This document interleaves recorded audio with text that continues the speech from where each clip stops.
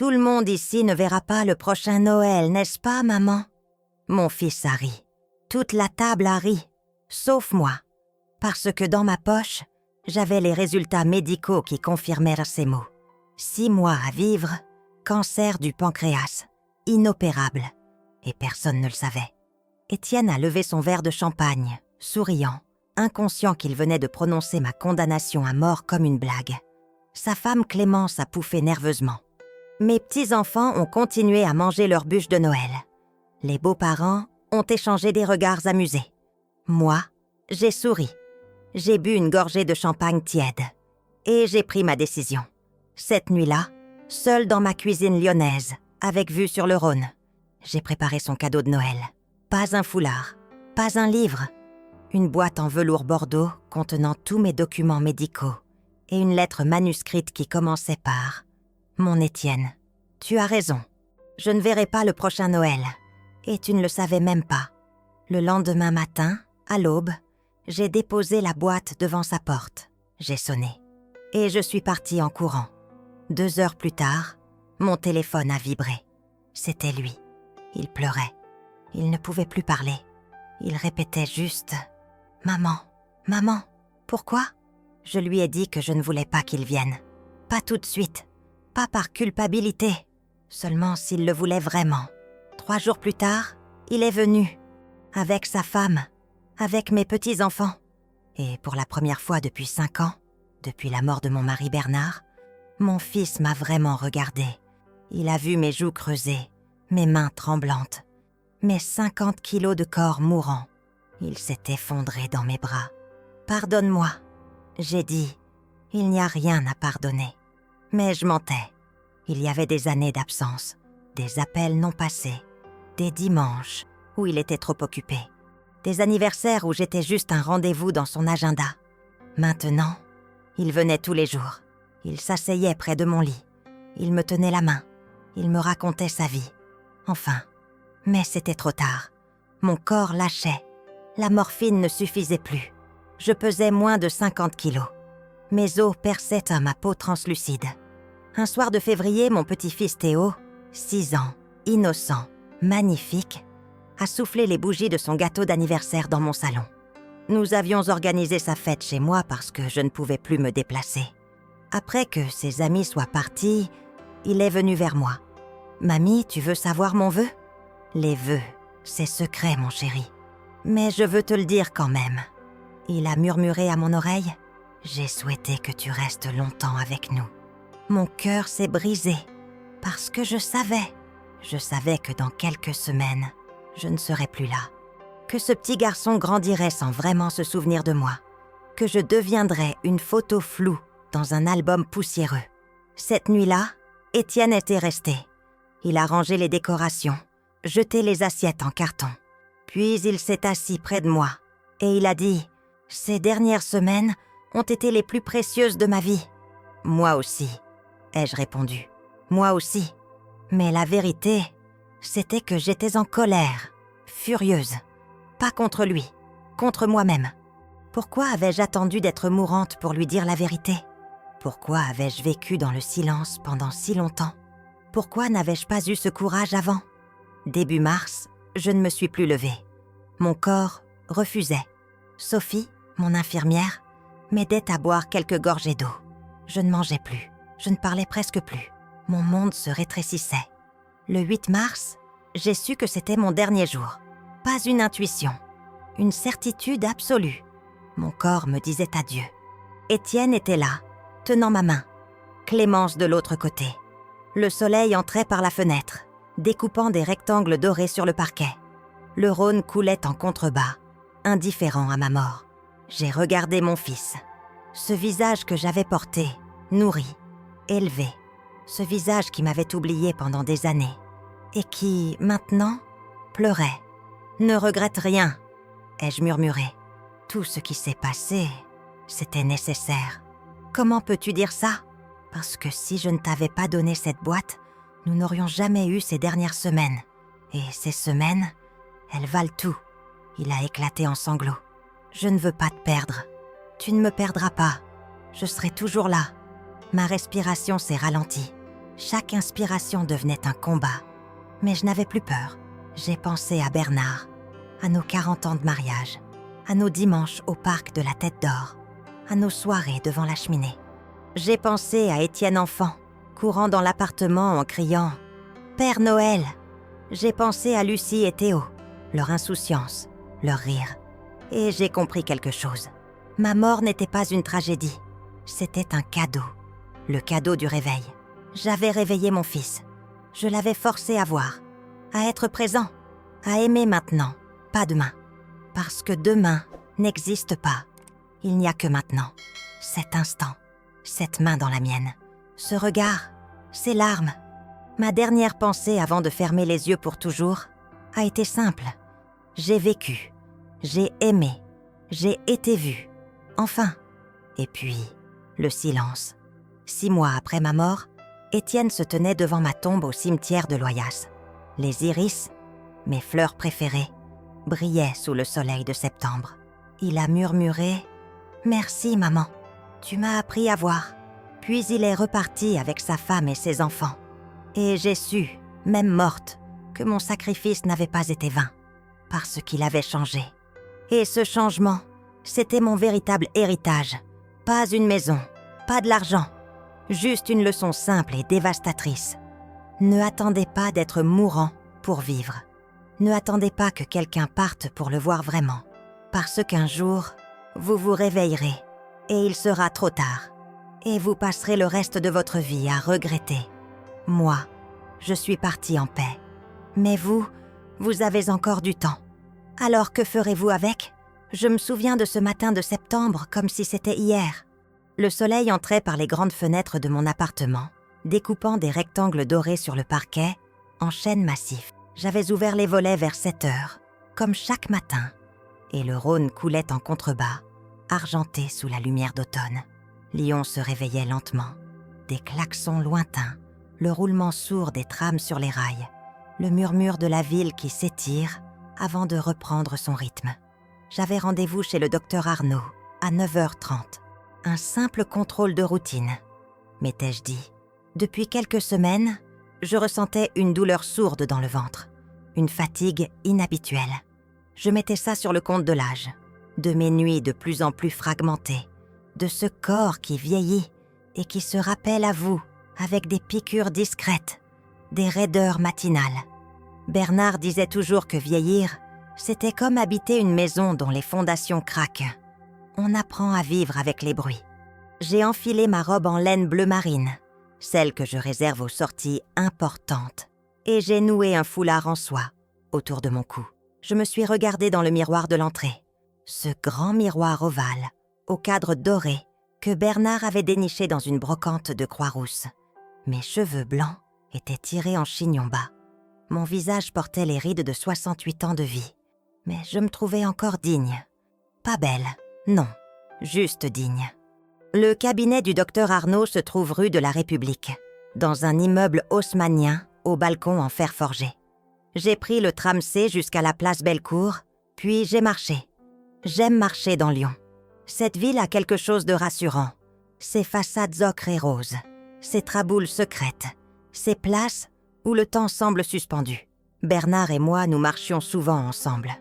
Le dimanche, nous descendions jusqu'au quai. Nous achetions des croissants chez le boulanger de la rue Mercière. Nous nous asseyions sur un banc pour regarder les péniches glisser sur l'eau. Depuis sa mort, je marche seule. Le docteur Arnaud m'a fait attendre 10 minutes dans la salle d'attente. Les murs étaient tapissés de magazines périmés, des numéros de Paris Match vieux de 6 mois, des revues de santé aux couvertures fadasses. Une femme plus jeune que moi, la cinquantaine peut-être, feuilletait un magazine sans vraiment le lire. Un homme aux tempes grises fixait son téléphone. Personne ne parlait.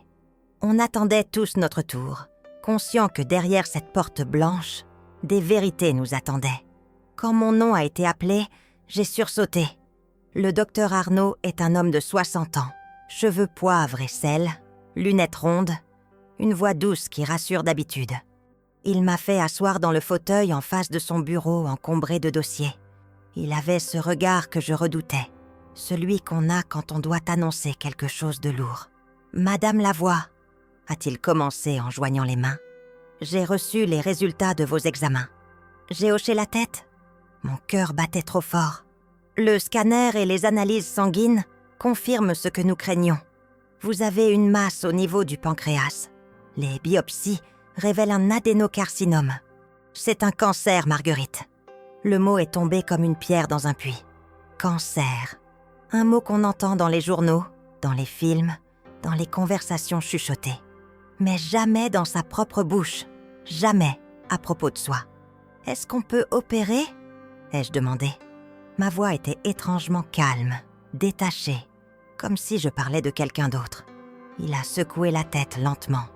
La tumeur est trop avancée. Elle s'est propagée au tissu environnant. Une opération ne serait pas efficace.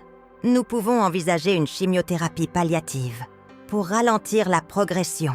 Mais il s'est interrompu. J'ai compris ce qu'il ne disait pas. Mais ça ne changera rien au résultat final. Combien de temps ? Il a retiré ses lunettes, les a nettoyées avec un mouchoir, puis les a remises. Gagner du temps. 6 mois, peut-être 8. Avec la chimio, peut-être un peu plus. Mais la qualité de vie, je comprends. Je ne sais pas comment j'ai réussi à prononcer ces mots. Je ne sais pas comment j'ai réussi à rester assise, droite, les mains posées sur mes genoux, alors que tout en moi criait. Vous devriez en parler à votre famille, Marguerite. Vous aurez besoin de soutien. J'ai souri. Un sourire poli, automatique. Bien sûr. Mais je savais déjà que je ne dirais rien. Je suis sortie du cabinet dans un état second. Le soleil était toujours là. Les passants marchèrent normalement. Les voitures roulaient. Les pigeons picoraient, des miettes sur le trottoir. Le monde continuait, indifférent. Et moi, je venais d'apprendre que mon monde avait une date d'expiration. J'ai marché jusqu'à la place des terreaux. Je me suis assise sur un banc, face à la fontaine Bartholdi. Les enfants jouaient, les touristes prenaient pour des photos. J'ai regardé l'eau couler, les statues de bronze représentant des chevaux qui semblent bondir hors du bassin. Bernard m'avait amené ici lors de notre premier rendez-vous, il y a 45 ans. Il m'avait pris la main. Il m'avait dit « Marguerite, tu es la femme la plus belle que j'ai jamais vue. » J'avais ri. J'avais 23 ans. J'étais secrétaire dans un cabinet d'architecte. Je ne me trouvais pas belle. Mais Bernard avait ce don de me faire croire que je l'étais. Après sa mort, j'ai cru que je mourrais aussi. Pas physiquement, non. Mais quelque chose en moi s'est éteint. J'ai continué à vivre par habitude. Je me levais, je prenais mon café, je lisais le journal, je faisais mes courses au marché de la Croix-Rousse, je regardais les informations à la télévision. Mais je ne vivais plus vraiment. J'existais. Étienne est venu aux funérailles. Il a pleuré. Il m'a serré dans ses bras. Il m'a dit « Maman, tu ne seras jamais seule. » Puis, il est reparti à sa vie. Les premiers mois, il m'appelait 1 fois par semaine. Puis, 1 fois toutes les 2 semaines. Puis, 1 fois par mois. Puis, seulement pour les anniversaires et les fêtes. Je ne lui en ai jamais voulu. Pas vraiment. Il a sa vie, son métier, sa famille. C'est normal. Les enfants grandissent. Ils s'éloignent. C'est l'ordre des choses. Mais ce jour-là, assise sur ce banc, j'ai réalisé quelque chose. J'allais mourir. Et personne ne s'en apercevrait vraiment. Pas avant qu'il soit trop tard. Je serais une absence discrète, un siège vide à une table de Noël. Peut-être qu'ils seraient tristes, peut-être qu'ils pleureraient. Mais leur vie continuerait. Ils se consoleront en se disant que j'avais vécu longtemps, que j'avais eu une belle vie. Avais-je eu une belle vie ? Les semaines ont passé. Septembre a laissé place à octobre, puis novembre. J'ai refusé la chimiothérapie. Le docteur Arnaud a insisté, mais j'ai tenu bon. Je voulais garder ma dignité, mon autonomie. Je voulais mourir debout, pas alitée dans un hôpital, perfusée, diminuée. J'ai commencé à mettre de l'ordre dans mes affaires. J'ai trié mes vêtements, donné ceux que je ne portais plus à une association caritative. J'ai relu de vieilles lettres, celles que Bernard m'envoyait quand il était en déplacement professionnel. J'ai pleuré en les lisant. Pas de chagrin, non, de nostalgie, pour ce que nous avions eu, pour ce que je n'aurais plus jamais. J'ai aussi commencé à observer Étienne différemment. Lors de nos rares rencontres, je le regardais vraiment. J'ai vu un homme stressé, pressé, toujours en train de consulter son téléphone, de répondre à des messages, de préparer mentalement son prochain rendez-vous. Quand il me parlait, ses yeux glissaient souvent ailleurs. Il ne me voyait plus. Clémence était gentille, mais d'une gentillesse polie, celle qu'on réserve aux belles-mères qu'on tolère par devoir. Elle me demandait comment j'allais, mais n'attendait jamais vraiment ma réponse. Elle enchaînait sur les devoirs de Lucie, sur les progrès de Théo au piano, sur les projets de vacances. Les enfants, eux, étaient encore innocents. Lucie me montrait ses dessins, me racontait ses histoires d'école avec animation. Théo grimpait sur mes genoux, me demandait de lui lire des histoires. Eux, au moins, ne faisaient pas semblant. Un dimanche de novembre, Étienne m'a appelé. « Maman, tu viens déjeuner dimanche prochain ?» J'ai dit oui, bien sûr. J'y suis allée. Le repas était agréable. On a parlé de tout et de rien. Mais à aucun moment, Étienne ne m'a demandé comment j'allais vraiment. À aucun moment, il n'a remarqué que j'avais maigri, que mes mains tremblaient légèrement, que je mangeais à peine. En rentrant chez moi ce soir-là, j'ai pleuré. Pas de colère, de résignation. J'étais devenue invisible. Début décembre, Clémence m'a appelée pour m'inviter au dîner de Noël. Nous serions ravis de vous avoir, Marguerite. Elle me vous voyait toujours, même après 15 ans de mariage avec mon fils. Je lui ai dit que je serais là. Bien sûr que je serais là. Où d'autre irais-je? J'ai passé les semaines suivantes à préparer Noël. J'ai acheté des cadeaux pour les enfants. Un livre illustré pour Lucie. Un petit train en bois pour Théo. Pour Étienne et Clémence, j'ai choisi une bouteille de vin de Bourgogne. Un grand cru que Bernard adorait. Et j'ai préparé ma tarte aux myrtilles, celle que tout le monde aimait. Mais j'ai aussi préparé autre chose. Un soir, début décembre, j'ai sorti tous mes documents médicaux. Les résultats d'analyse, les comptes rendus du docteur Arnaud, les lettres de l'hôpital. Je les ai relus, ces phrases cliniques et froides qui condamnaient mon corps. Puis je les ai rangées dans une chemise cartonnée bleue, soigneusement, méthodiquement. J'ai cherché une boîte. J'avais gardé une ancienne boîte à bijoux en velours bordeaux, celle que Bernard m'avait offerte pour nos 20 ans de mariage. Elle contenait autrefois mes boucles d'oreilles, mes colliers, mais je ne porte plus de bijoux depuis sa mort. Ils sont tous rangés dans un tiroir. Inutile. J'ai vidé la boîte, je l'ai essuyée, puis j'y ai placé les documents. Et j'ai commencé à écrire la lettre. Je l'ai rédigée plusieurs fois. La première version était trop dure, accusatrice. La deuxième trop mièvre, larmoyante. La troisième, enfin, me paraissait juste, honnête, sans haine, mais sans mensonge non plus. Mon Étienne, tu as toujours été un garçon brillant. Je ne vais pas reproduire ici ce que j'ai écrit. Vous le lirez plus tard. Mais sachez que chaque mot a été pesé, choisi, avec soin. Ce n'était pas une lettre de reproche. C'était une lettre de vérité. Une fois la lettre terminée, je l'ai pliée, glissée dans la boîte avec les documents. Puis j'ai refermé la boîte et je l'ai rangée dans mon secrétaire, dans le tiroir du haut. Je ne savais pas encore quand je la donnerais. Peut-être jamais. Peut-être que je mourrais sans rien dire, sans rien révéler. Peut-être qu'Étienne découvrirait la vérité après ma mort, en vidant mon appartement, en trouvant les documents dans mes affaires. Mais quelque chose en moi voulait qu'il sache, avant, pendant que je serais encore là. Le 24 décembre est arrivé. Je me suis levée tôt, vers 6 heures. Le ciel était gris perle, chargé de nuages. Il faisait froid, mais pas assez pour neiger. Lyon en décembre, c'est ça. Un froid humide qui pénètre les os. Un ciel bas qui pèse sur les épaules. J'ai préparé ma tarte aux myrtilles. J'ai suivi la recette que ma propre mère m'avait transmise. Pâte brisée maison, myrtilles fraîches, un peu de sucre glace.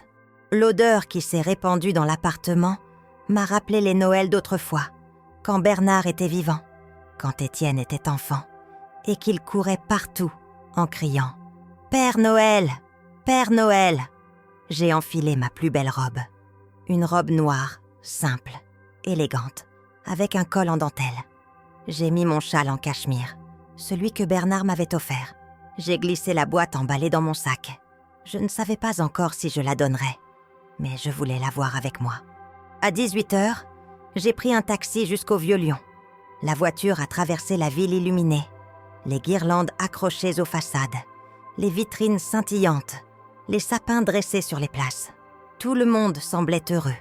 Les familles marchaient main dans la main, les enfants riaient, les couples s'embrassaient sous les décorations. Moi, j'avais une boule dans la gorge. Le taxi s'est arrêté devant l'immeuble d'Étienne, rue Saint-Jean. Un bel immeuble Renaissance, avec des façades roses et des fenêtres à meneaux. J'ai sonné. Clémence a ouvert, souriante, élégante, dans une robe bordeaux. « Marguerite, entrez, entrez !» Elle m'a embrassée sur les joues, m'a pris mon manteau. L'appartement sentait le sapin et la cannelle. La table était dressée dans le salon. Nappe blanche immaculée, porcelaine de Limoges, verres en cristal. L'arbre de Noël trônait près de la fenêtre, couvert de boules dorées et de guirlandes argentées. Tout était parfait, trop parfait. Les enfants sont arrivés en courant. « Mamie, mamie !» Lucie m'a sauté au cou. Théo m'a pris la main. J'ai souri. Avec eux, au moins, je n'avais pas besoin de faire semblant. Étienne est sorti de la cuisine, un verre de champagne à la main. « Maman, tu es là !» Il m'a embrassée distraitement, déjà en train de regarder son téléphone par-dessus mon épaule. Les beaux-parents de Clémence, Monsieur et Madame Darbois, étaient déjà installés au salon, ainsi que Nathalie, la sœur de Clémence. On a échangé des banalités. On a bu du champagne. On a ri poliment. Puis on est passé à table. Le dîner s'est déroulé comme tous les dîners de famille. Conversations légères, anecdotes du travail, projets de vacances. Monsieur Darbois a raconté une histoire sur un patient excentrique qu'il avait eu autrefois. Nathalie a parlé de son nouveau poste dans une agence de communication. Clémence a vanté les progrès de Lucie en mathématiques. Moi, j'écoutais. Je souriais. Je mangeais peu. Mon estomac ne supportait plus les gros repas. Mais personne ne remarquait. Personne ne me posait de questions. Puis est venu le moment du dessert. Clémence a apporté une magnifique bûche au chocolat. J'ai découpé ma tarte aux myrtilles. Les enfants ont réclamé les deux. On a ri. Et c'est là qu'Étienne a levé son verre. « Je veux porter un toast », a-t-il dit, « à cette belle famille. » Tout le monde a levé son verre. Moi aussi, machinalement. Puis il a ajouté avec ce sourire niais de celui qui a trop bu. « Et profitons-en, parce que, soyons réalistes, tout le monde ici ne verra pas le prochain Noël, n'est-ce pas, maman ?» Le silence s'est figé une seconde. Puis tout le monde a ri. Un rire gêné, nerveux, mais un rire quand même. Sauf moi. J'ai senti mon cœur se serrer. Mes mains sont devenues glacées. J'ai posé mon verre doucement, très doucement, pour qu'il ne tremble pas. Étienne a ri plus fort, inconscient. Il a continué à parler, à plaisanter. Les autres ont enchaîné. Personne n'a vu mon visage. Personne n'a vu que je ne riais pas, parce que mon fils venait de dire la vérité. Sans le savoir, je ne verrai pas le prochain Noël. Et lui, il riait. Le reste du dîner est passé dans un brouillard. J'ai répondu aux questions par automatisme. J'ai souri quand il le fallait. J'ai remercié quand on m'a complimenté sur ma tarte. Mais j'étais ailleurs, très loin. Vers 23h, j'ai dit que j'étais fatiguée, que je devais rentrer. Étienne a commandé un taxi pour moi. Clémence m'a embrassée. Les enfants m'ont fait des câlins. « À bientôt, mamie. À bientôt. » Dans le taxi, j'ai serré mon sac contre moi. La boîte était toujours là, intacte. Je n'avais pas eu le courage de la donner pendant le dîner. Mais maintenant, je savais ce que j'allais faire. De retour chez moi, j'ai enlevé mes chaussures, mon châle. J'ai allumé la lampe de la cuisine. Je me suis assise à ma petite table art déco. J'ai versé un verre de marque de Bourgogne et je l'ai bu lentement en écoutant le silence de l'appartement. Puis j'ai sorti la boîte de mon sac. Je l'ai regardée longtemps. Cette petite boîte en velours bordeaux qui contenait toute ma vérité. J'ai pris du papier cadeau doré, du ruban de soie rouge. J'ai emballé la boîte soigneusement, méthodiquement. J'ai fait un nœud parfait. J'ai écrit sur une étiquette « Pour Étienne ». Puis je l'ai posée sur la table, bien en évidence. Demain matin, je la déposerai devant sa porte. Demain matin, mon fils découvrirait la vérité. Et peut-être, enfin, il me verrait. Le 25 décembre, je me suis réveillée à l'aube. Le ciel était d'un gris uniforme, lourd de nuages qui semblaient s'appeser sur les toits de Lyon. J'ai regardé l'horloge sur ma table de chevet. 6h15. Trop tôt pour ce que j'avais à faire. Mais je savais que je ne me rendormirais pas. Je me suis levée lentement. Mon corps protestait. Cette douleur sourde dans le ventre qui ne me quittait plus.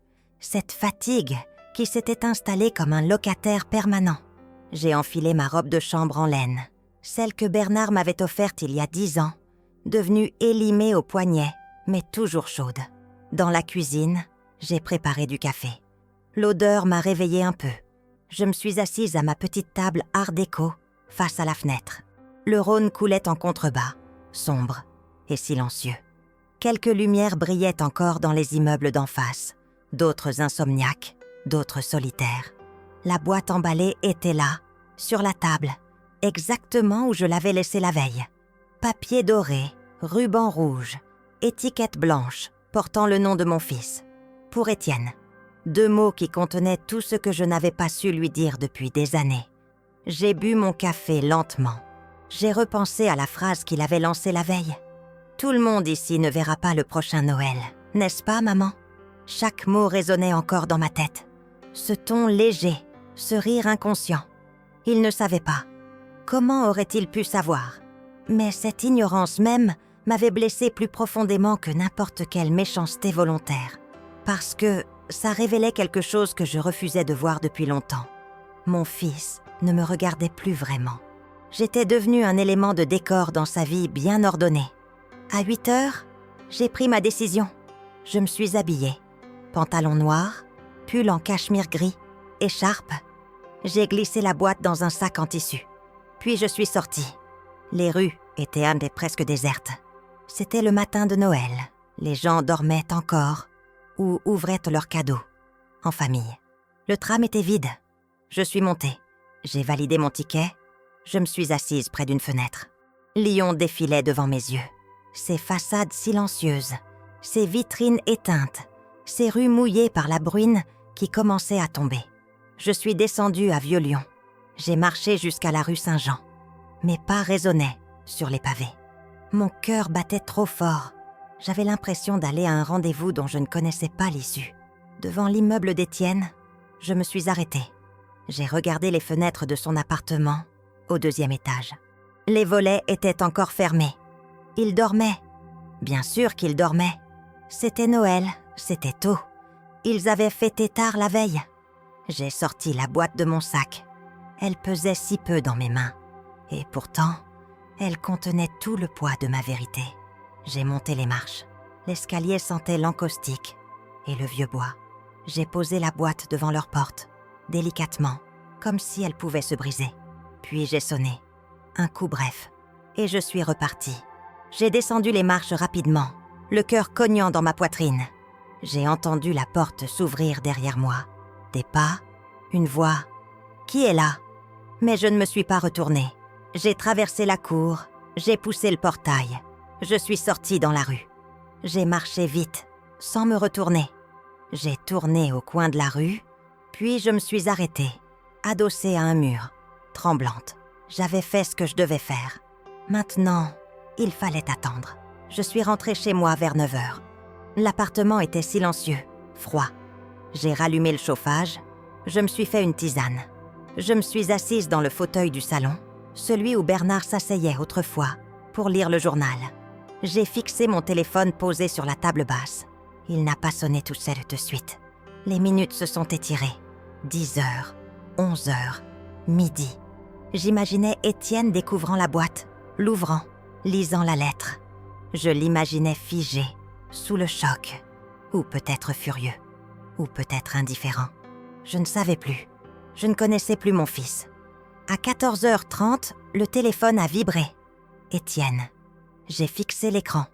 Mon cœur s'est arrêté une seconde. Puis, j'ai décroché. Maman, sa voix était brisée, étranglée, méconnaissable. Il pleurait. Je n'ai rien dit. Je ne pouvais rien dire. J'ai juste écouté ses sanglots à l'autre bout du fil. « Maman, pourquoi tu ne m'as rien dit ? Pourquoi? J'ai fermé les yeux.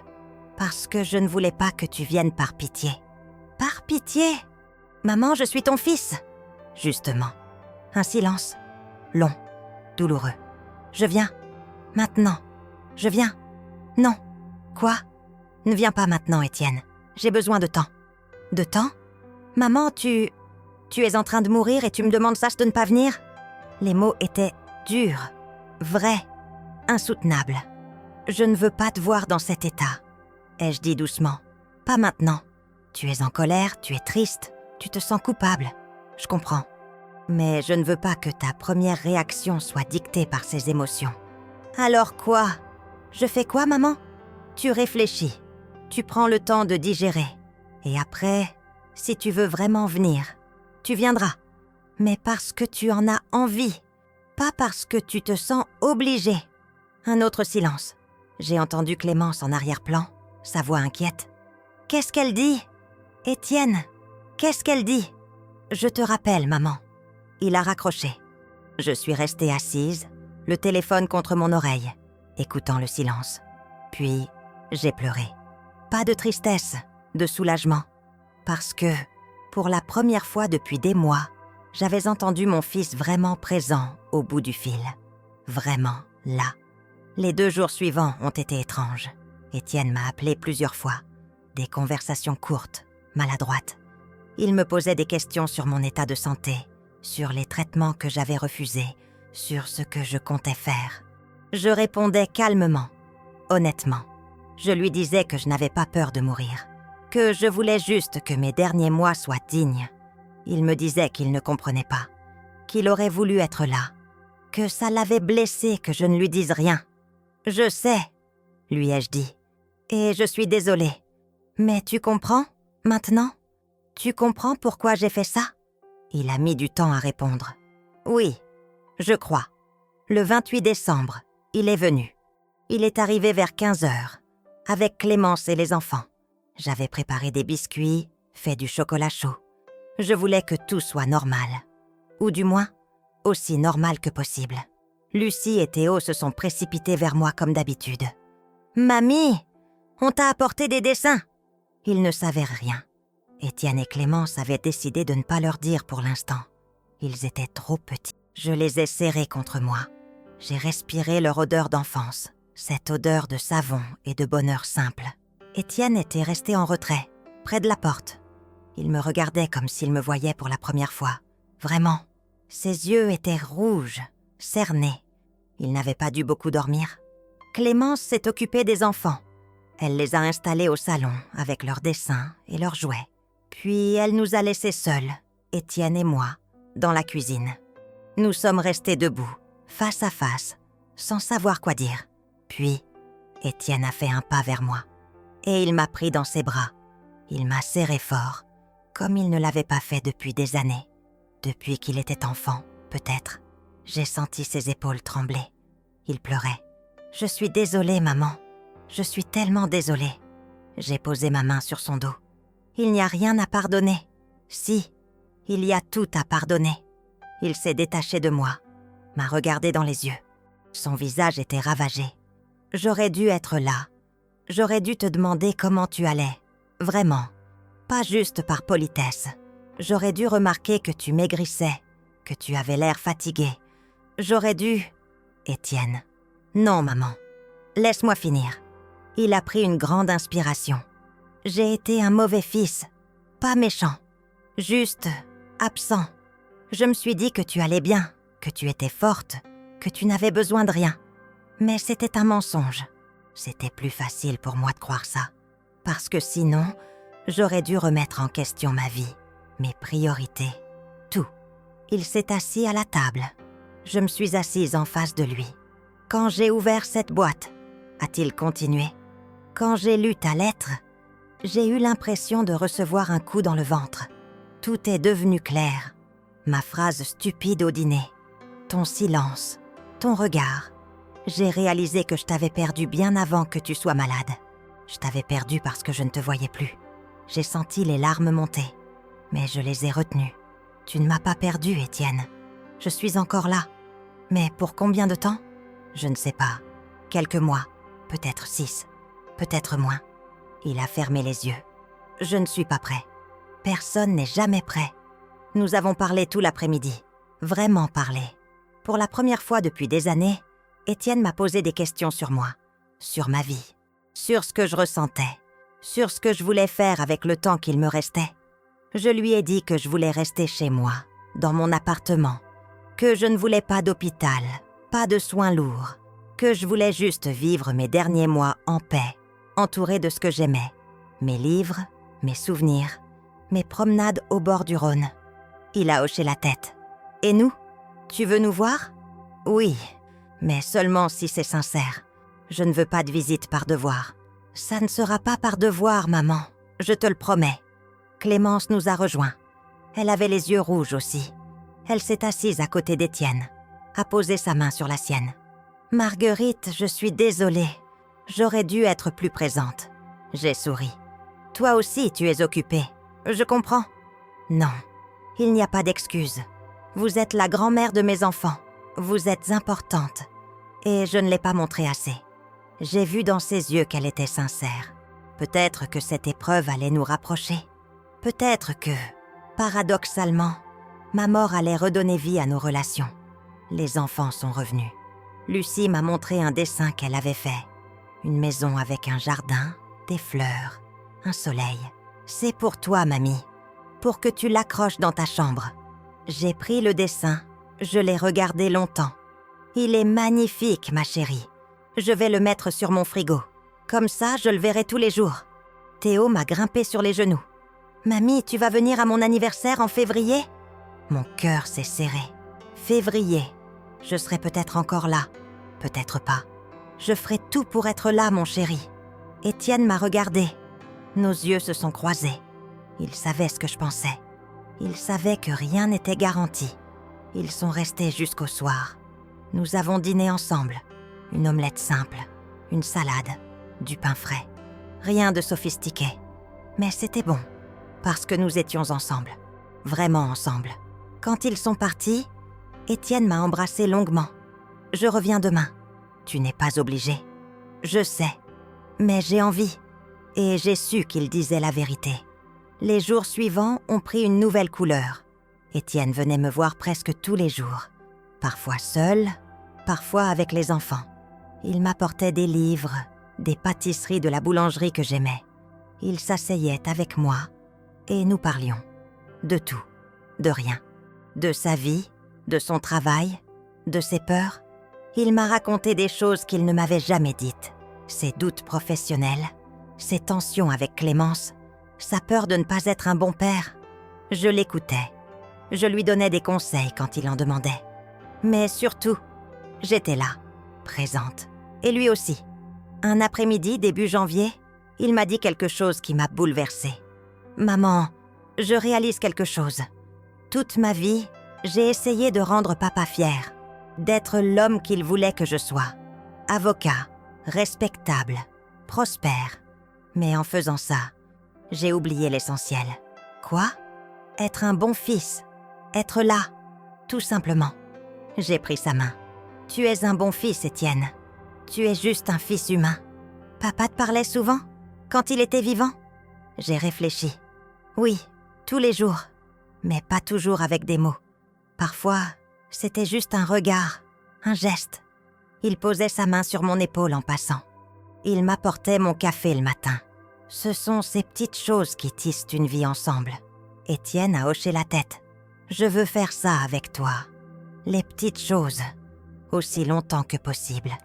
Alors fais-le. » Mais toutes les histoires ont leur part d'ombre. Et la mienne n'allait pas être épargnée. Mi-janvier, j'ai commencé à sentir que mon corps lâchait. La douleur était plus intense, plus constante. Je dormais mal. Je mangeais peu. Mon reflet dans le miroir me faisait peur. J'avais encore maigri. Mes joues s'étaient creusées. Mes yeux avaient perdu leur éclat. Le docteur Arnaud est venu me voir à domicile. Il a examiné mes résultats récents. Son visage était grave. « Marguerite, la maladie progresse plus vite que prévu. Vous devriez envisager des soins palliatifs. Pas nécessairement à l'hôpital. On peut organiser des soins à domicile. Des infirmières, de la morphine pour gérer la douleur. J'ai accepté. Je n'avais plus le choix. Mon corps me trahissait. Étienne a insisté pour payer les soins. Il voulait les meilleures infirmières, les meilleurs médicaments. Je les laissais faire. Non pas parce que j'avais besoin de luxe, mais parce que ça lui donnait l'impression de m'aider, de réparer quelque chose. L'infirmière s'appelait Sophie, une femme dans la quarantaine, douce, compétente. Elle venait 2 fois par jour, matin et soir. Elle m'aidait à me laver, à m'habiller, à gérer la douleur. Elle ne parlait pas trop, mais sa présence était réconfortante. Un soir, alors qu'elle m'installait pour la nuit, elle m'a dit « Votre fils vous aime beaucoup. Il appelle tous les jours pour prendre de vos nouvelles. » J'ai souri. « Je sais. Vous avez de la chance. Beaucoup de mes patients sont seuls. J'ai été seule pendant longtemps, mais plus maintenant. Fin janvier, j'ai eu une crise violente. La douleur était insupportable. Sophie a appelé le docteur Arnaud, qui a augmenté mes doses de morphine. Étienne est arrivé en panique, Clémence derrière lui. Je les ai vus entrer dans ma chambre, leur visage défait. Étienne s'est agenouillé près de mon lit, a pris ma main. « Maman, ça va aller ?» ai-je murmuré. « C'est juste une mauvaise passe. » Mais nous savions tous que ce n'était pas vrai. Nous savions que c'était le début de la fin. Cette nuit-là, Étienne a dormi sur le canapé du salon. Il ne voulait pas me laisser seule. Au petit matin, quand je me suis réveillée, je l'ai trouvé assis dans le fauteuil près de mon lit, me regardant dormir. « Tu es là depuis longtemps ?» ai-je demandé. « Quelques heures.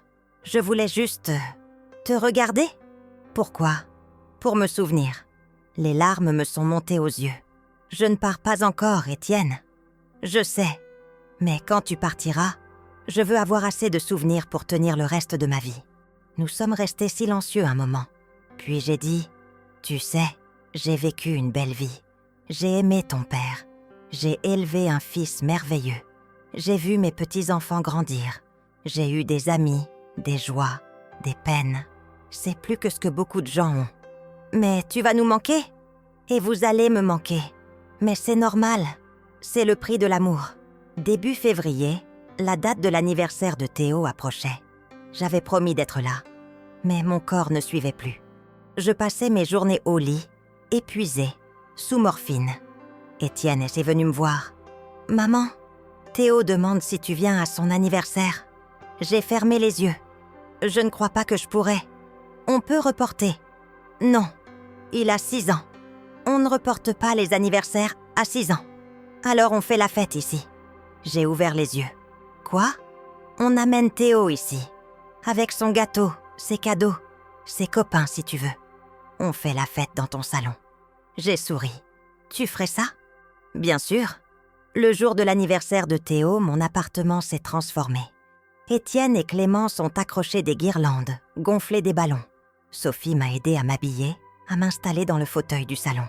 J'étais faible, mais j'étais là. Les enfants sont arrivés. Théo, Lucie et quelques petits camarades de Théo. Ils criaient, riaient, couraient partout. L'appartement, si silencieux d'habitude, était soudain rempli de vie. Théo est venu vers moi, son visage illuminé. « Mamie, tu es là !» Je te l'avais promis, mon chéri. Il m'a sauté au cou. J'ai respiré son odeur. J'ai senti son cœur battre contre le mien. Clémence a apporté le gâteau. Un gâteau au chocolat en forme de château fort. Les bougies étaient allumées. Tout le monde a chanté « Joyeux anniversaire ». Théo a soufflé ses bougies. Il a fait un vœu. Plus tard, quand les autres enfants étaient repartis, Théo est revenu vers moi. « Mamie, tu veux savoir mon vœu ? Les vœux. C'est secret, mon chéri. Je sais, mais je veux te le dire quand même. » D'accord. Il a murmuré à mon oreille. « J'ai souhaité que tu restes longtemps avec nous. » Mon cœur s'est brisé. J'ai serré Théo contre moi et j'ai pleuré. En silence, pour qu'il ne voie pas. Ce soir-là, quand tout le monde est parti, Étienne est resté. Il a rangé le salon, jeté les assiettes en carton, enlevé les guirlandes. Puis il est venu s'asseoir près de moi. « Merci, maman. » Pourquoi tu me remercies ? Pour avoir tenu ta promesse. Pour Théo, c'était important. Tu es importante. Nous sommes restés assis en silence, regardant le Rhône par la fenêtre. La nuit tombait sur Lyon. Les lumières de la ville s'allumaient, une à une. « Maman, » a dit Étienne doucement, « je ne sais pas combien de temps il nous reste, mais je veux que tu saches quelque chose. » « Quoi ? Ces dernières semaines ont été les plus précieuses de ma vie. » J'ai tourné la tête vers lui. Ses yeux brillaient. « Moi aussi, Étienne. Moi aussi. » Février s'est écoulé dans une brume de morphine et de moments volés. Mon corps continuait sa lente décomposition. Je pesais à peine 50 kilos. Mes os saillaient, sous ma peau devenue translucide. Mes mains tremblaient constamment. Mais mon esprit, lui, restait étrangement lucide. Comme si, en perdant mon corps, j'avais gagné une clarté nouvelle sur ce qui comptait vraiment. Étienne venait tous les jours. Pas longtemps. 1 heure, parfois 2. Il s'asseyait près de mon lit, me tenait la main, me racontait sa journée. Des choses banales. Une réunion difficile. Un client exigeant. Une dispute avec Clémence à propos d'une fuite d'eau dans la salle de bain. Des choses qui, autrefois, m'auraient paru insignifiantes. Mais maintenant, j'écoutais chaque détail avec avidité, parce que c'était sa vie, et que bientôt, je n'en ferais plus partie. Clémence venait aussi, souvent avec les enfants. Lucie avait commencé à comprendre que quelque chose n'allait pas. Elle me regardait avec ses grands yeux inquiets, posait des questions auxquelles personne ne voulait vraiment répondre. « Mamie, pourquoi tu es tout le temps fatiguée ? Pourquoi tu ne te lèves plus ?» Je lui répondais avec des demi-vérités. « Je suis un peu malade, ma chérie. Mais ça va aller. Des mensonges par omission. Parce que comment dit-on à une enfant de 9 ans que sa grand-mère va mourir ? Théo, lui, était encore dans l'insouciance de ses 6 ans. Il grimpait sur mon lit, me montrait ses dessins, me racontait ses aventures à l'école. Il me faisait rire, malgré la douleur. Ou peut-être grâce à elle. Un après-midi de mi-février, Sophie m'a aidé à m'installer dans le fauteuil, près de la fenêtre. C'était une belle journée. Le ciel était d'un bleu éclatant, presque irréel. Le Rhône scintillait sous le soleil. Lyon était magnifique. « Vous voulez que j'ouvre la fenêtre ?» a demandé Sophie. « Oui, s'il vous plaît. » L'air frais est entré, portant avec lui les odeurs de la ville. Le pain chaud d'une boulangerie proche, les gaz d'échappement, le parfum lointain du printemps qui approchait. J'ai fermé les yeux et j'ai respiré profondément. « Vous savez, Sophie, » ai-je dit, « pendant des années, j'ai regardé cette vue sans vraiment la voir. Je passais devant cette fenêtre 10 fois par jour et je ne m'arrêtais jamais. Maintenant, c'est tout ce que je fais. Regarder. Et c'est beau. » Sophie a souri tristement. « C'est souvent comme ça. On ne voit vraiment les choses que quand on sait qu'on va les perdre. » Oui, mais ce n'est pas triste. C'est juste vrai. Ce soir-là, Étienne était venu avec un carton. Il l'a posé sur la table du salon, l'a ouvert devant moi. « Qu'est-ce que c'est ?» ai-je demandé. « Des photos. Des vieilles photos de la maison. J'ai pensé que tu aimerais les regarder. » Il a sorti des albums, des enveloppes remplies de clichés jaunis, des photos de son enfance. Étienne a 2 ans, couvert de chocolat, riant aux éclats. Étienne a 7 ans, son premier jour d'école, en blouse bleue, l'air sérieux. Étienne adolescent, maladroit, avec son appareil dentaire et ses cheveux trop longs. Et puis des photos de Bernard et moi. Notre mariage, dans l'église Saint-Nizier. Moi en robe blanche, lui en costume noir, nos visages rayonnants. Des photos de vacances, en Provence, en Bretagne, en Italie. Des photos de Noël passé, de dimanches ordinaires, de moments oubliés. J'ai pris une photo entre mes doigts tremblants. C'était nous 3, Bernard, Étienne et moi, assis sur un banc au parc de la Tête d'Or. Étienne devait avoir 5 ans. Il était entre nous, tenant nos mains. Nous rions tous les 3. Je me souviens de ce jour, ai-je dit. C'était un dimanche de mai. On avait fait un pique-nique. Tu avais couru après les canards et tu étais tombé dans l'eau. Ton père avait dû te repêcher. Étienne a souri. Je ne me souviens pas de ça. Tu étais trop petit. Mais moi, je me souviens. Nous avons passé l'heure suivante à regarder ces photos, à nous raconter des histoires. Étienne me posait des questions sur Bernard, sur notre vie avant sa naissance, sur des détails qu'il ne connaissait pas. Et moi, je lui racontais, parce que c'était important, parce que ces souvenirs ne devaient pas mourir avec moi. « Maman », a dit Étienne en rangeant les photos, « je regrette de ne pas avoir fait ça plus tôt, de ne pas t'avoir posé ces questions quand il était encore temps. » « Il est encore temps, Étienne, je suis encore là. »« Oui, mais pour combien de temps ?» J'ai posé ma main sur la sienne. « Assez longtemps, mais je mentais, parce que je sentais mon corps lâcher prise. La douleur était constante maintenant, même avec la morphine. Je dormais par brefs épisodes, hantée par des rêves étranges. Bernard qui m'appelait, des paysages que je ne reconnaissais pas, des voix lointaines. Le docteur Arnaud venait tous les 2 jours. Il ne disait rien, mais son regard parlait pour lui.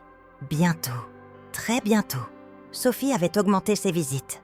Elle restait parfois la nuit, dormant sur le canapé, au cas où. Je lui disais que ce n'était pas nécessaire, qu'elle avait une famille, une vie. Mais elle insistait. « Vous n'êtes pas seule, Marguerite. Vous ne serez pas seule. » Un matin de fin février, je me suis réveillée et j'ai su que c'était le début de la fin. Pas une intuition vague, une certitude profonde, viscérale. Mon corps me disait adieu. J'ai appelé Étienne. Il a décroché à la 2e sonnerie, la voix inquiète. « Maman, tout va bien ? Viens, s'il te plaît. » « J'arrive. » Il est arrivé 20 minutes plus tard, essoufflé, les cheveux en bataille. Il s'est agenouillé près de mon lit. « Maman, qu'est-ce qu'il y a ? » « Rien de grave. Je voulais juste te voir. » Il a pris ma main. Ses yeux se sont remplis de larmes. « Tu as peur ? » ?»« Non. Je ne sais pas pourquoi, mais non. Je me sens prête. Mais moi, je ne suis pas prêt. » J'ai souri. « Personne n'est jamais prêt, mon chéri. Mais tu vas y arriver. Vous allez tous y arriver. » Il a posé sa tête sur mon lit et il a pleuré. J'ai caressé ses cheveux, comme je le faisais quand il était petit, quand il se réveillait la nuit après un cauchemar. « Chut, tout va bien. Comment peux-tu dire ça ? Tu es en train de mourir. » « Oui, mais j'ai vécu. J'ai aimé. J'ai été aimée. C'est plus que ce que beaucoup de gens ont. » Les jours suivants se sont télescopés. Le temps n'avait plus le même sens. Parfois, j'ouvrais les yeux et c'était le matin. Parfois, c'était la nuit. Parfois, je ne savais plus. Étienne était toujours là, ou presque. Il avait pris un congé au travail. Clémence aussi. Il se relayait à mon chevet, veillant sur moi comme on veille sur un enfant malade. Les enfants sont venus me voir une dernière fois. Lucie pleurait. Elle savait. Théo ne comprenait pas vraiment, mais il sentait que quelque chose n'allait pas. Il m'a donné un dessin, une maison avec un jardin et 3 personnes devant. C'est toi, moi et Lucie, mamie. On est dans ton jardin. Je n'avais pas de jardin, mais dans son monde d'enfant, j'en avais un. Et c'était beau. Merci, mon chéri. Je vais le garder près de moi. Après leur départ, Étienne s'est assis près de moi. Ils t'aiment tellement. Et moi, je les aime. Tu vas leur manquer. Ils sont jeunes. Ils m'oublieront. Non, je ne les laisserai pas t'oublier. Je leur parlerai de toi. Je leur montrerai les photos. Je leur raconterai qui tu étais vraiment. J'ai souri. Qui j'étais vraiment ? Une femme forte, douce, patiente. Une femme qui méritait mieux que l'indifférence de son fils. Étienne. Non, maman, laisse-moi finir. Il a pris une grande inspiration. J'ai été égoïste. Pendant des années, j'ai pensé que tu allais bien, que tu n'avais besoin de rien. Mais la vérité, c'est que je ne voulais pas voir. Parce que voir aurait signifié remettre en question ma vie, mes priorités. Et c'était plus facile de ne pas voir. Il a baissé la tête. Mais maintenant, je vois. Et je ne peux plus faire semblant. Tu vas partir et je vais devoir vivre avec ça. Avec le regret de ne pas t'avoir donné plus de temps. Mais je te promets quelque chose, maman. Quoi ? Je ne ferai pas la même erreur avec mes enfants. Je serai là, vraiment là. Pas juste physiquement, émotionnellement. Je les verrai, je les écouterai. Parce que c'est ce que tu méritais et que je ne te l'ai pas donné. Mais je peux encore le donner à eux. J'ai fermé les yeux. C'est tout ce que je voulais entendre. Le 5 mars, j'ai eu une conversation avec le docteur Arnaud. Il était venu me voir, avait examiné mes constantes. Son visage était grave. « Marguerite, c'est une question de jours maintenant. Peut-être une semaine. Votre corps est en train de s'arrêter. » J'ai hoché la tête. « Je sais. Vous avez peur ? » ?»« Non. Vous êtes croyante ? » La question m'a surprise. Nous n'en avions jamais parlé. « Je ne sais pas. J'ai été élevée dans la foi catholique, comme beaucoup de gens de ma génération. Je suis allée à la messe pendant des années. Mais après la mort de Bernard, j'ai cessé. Je me demandais pourquoi Dieu m'avait pris l'homme que j'aimais. Et maintenant, vous vous le demandez encore ? J'ai réfléchi. Non. Maintenant, je pense que tout a un sens, même si on ne le comprend pas sur le moment. Bernard est mort, et j'ai été seule. Mais cette solitude m'a appris quelque chose. Elle m'a appris que je devais cesser d'attendre que les autres comblent au messo vide, que je devais trouver ma propre paix. Et vous l'avez trouvée ? Oui, je crois. Surtout ces dernières semaines, avec Étienne, avec les enfants. J'ai compris que le pardon n'est pas quelque chose qu'on donne aux autres, c'est quelque chose qu'on se donne à soi-même. J'ai pardonné à Étienne. Mais surtout, je me suis pardonnée. Pour avoir attendu si longtemps avant de parler, pour avoir eu peur, pour avoir été humaine. Le docteur Arnaud a souri tristement. « Vous êtes une femme sage, Marguerite. » Non. Je suis juste une femme qui n'a plus le temps de mentir. Le 7 mars, je ne me suis pas levée. Mon corps refusait de bouger. Sophie m'a aidée à boire un peu d'eau, mais je n'ai rien mangé. Je n'avais plus faim, plus soif. Mon corps savait qu'il était temps. Étienne est resté toute la journée. Il lisait à voix haute. Des passages de livres que j'aimais, des poèmes, des pages du journal. Je ne comprenais pas toujours ce qu'il disait. Les mots se mélangeaient, se dissolvait. Mais j'aimais le son de sa voix. Clémence est venue dans l'après-midi. Elle s'est assise de l'autre côté du lit, a pris mon autre main. « Merci, Marguerite, » a-t-elle dit. « Merci de nous avoir ouvert les yeux. » J'ai essayé de parler, mais ma voix n'était plus qu'un murmure. « Prenez soin de lui, je vous le promets. » Le 8 mars au matin, j'ai eu un moment de lucidité. Comme si mon esprit rassemblait ses dernières forces pour un dernier message. Étienne était assis près de moi, tenant ma main. Je l'ai regardé, vraiment regardé. Cet homme de 42 ans, aux tempes grisonnantes, au visage marqué par les responsabilités et les regrets. Mon fils, Étienne, ai-je murmuré. Il s'est penché. « Oui, maman ? Ne regrette rien. Tout ce qui s'est passé, c'était nécessaire. » « Comment peux-tu dire ça ? Parce que c'est vrai.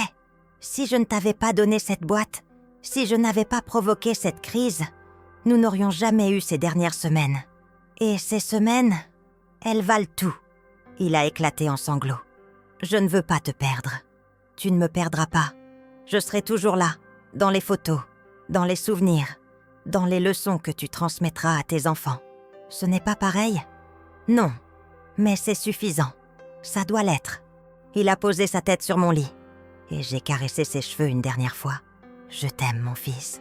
Je t'ai toujours aimé et je suis fière de toi. »« Moi aussi, je t'aime, maman. » Le 8 mars, en fin d'après-midi, j'ai senti que c'était le moment. Le soleil entrait par la fenêtre, découpant des rectangles dorés sur le parquet. Le Rhône coulait en contrebas, argenté sous la lumière déclinante. Lyon s'apprêtait à allumer ses lumières, comme tous les soirs. Étienne était là. Clémence aussi. Sophie se tenait en retrait, respectueuse. J'ai fermé les yeux. Je n'avais plus mal. C'était étrange. Pendant des mois, la douleur avait été mon compagnon constant. Et maintenant, elle s'était éclipsée. Comme si mon corps, ayant accompli sa tâche, pouvait enfin se reposer. J'ai pensé à Bernard. Je me suis demandé s'il m'attendait quelque part, ou si la mort n'était qu'un grand silence. Peu importe. J'étais prête. J'ai pensé à Étienne, à Clémence, à Lucie et Théo, à la vie qu'ils continueraient ma sans moi. Et j'ai su qu'ils iraient ma bien, qu'ils seraient tristes, oui, mais qu'ils guériraient, que mon absence leur apprendrait à voir ce qu'ils avaient encore, à ne pas attendre, à aimer maintenant. Ma respiration s'est ralentie. Chaque inspiration devenait plus difficile, plus lointaine. Mais je n'avais pas peur. « Maman !» La voix d'Étienne, brisée. J'ai essayé de sourire. Je ne sais pas si j'y suis arrivée. Et puis, le silence. Épilogue. 6 mois plus tard, Étienne se tenait devant ma tombe au cimetière de Loyasse. Le soleil de septembre brillait sur les pierres blanches. Il avait apporté des fleurs, des iris mes préférés. Il s'est agenouillé, a déposé le bouquet. Puis il est resté là, immobile, regardant la pierre tombale. Marguerite Lavoie, 1957-2025. Épouse aimée, mère dévouée, grand-mère chérie. Tu nous as appris à voir. Clémence l'a rejoint, a posé sa main sur son épaule. « Ça va ?» Il a hoché la tête. « Oui. » Enfin non. Mais ça va venir. Les enfants jouaient un peu plus loin, entre les tombes. Lucie cueillait des fleurs sauvages. Théo courait après un papillon.